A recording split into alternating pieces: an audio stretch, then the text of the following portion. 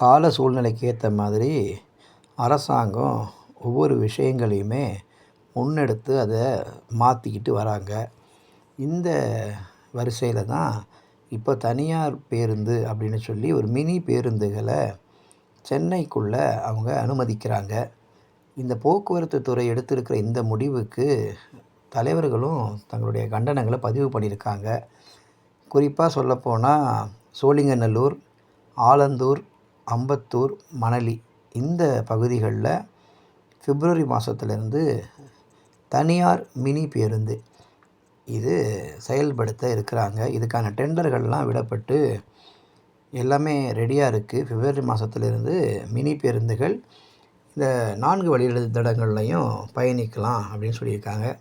இதுக்கு ஆட்டோ ஓட்டுநர்கள் கண்டனத்தை பதிவு பண்ணியிருக்காங்க. என்னென்னா, மினி பேருந்து ரொம்பவே அதிகமாக புழக்கம் ஏற்பட்டுச்சுன்னா எங்களுக்கு வர சவாரி கிடைக்காம போயிடும் அப்படின்னு. ஏன்னா மினி பேருந்து ரொம்பவே உள்ள ஊருக்குள்ளெல்லாம் ஓடக்கூடிய ஒரு பேருந்து. இப்போவே அரசாங்கம் மூலயமாவும் மினி பேருந்துகள் இயக்கப்படுது.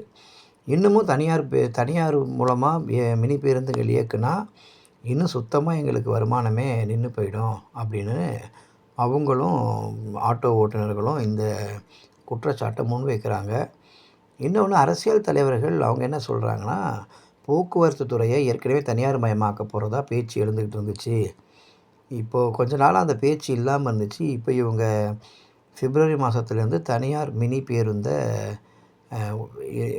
டெண்டர் விட்டு இவங்க அதை அனுமதிச்சிருக்காங்க.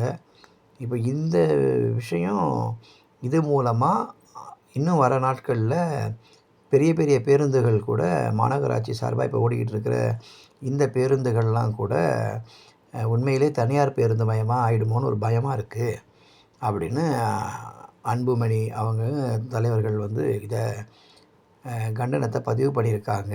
அதனால் தனியார் மினி பேருந்து திட்டத்தை அரசாங்கம் கைவிடணும் அப்படின்னு பல்வேறு தரப்பிலிருந்தும் கண்டன குரல்கள் வலுத்து வருகிறது.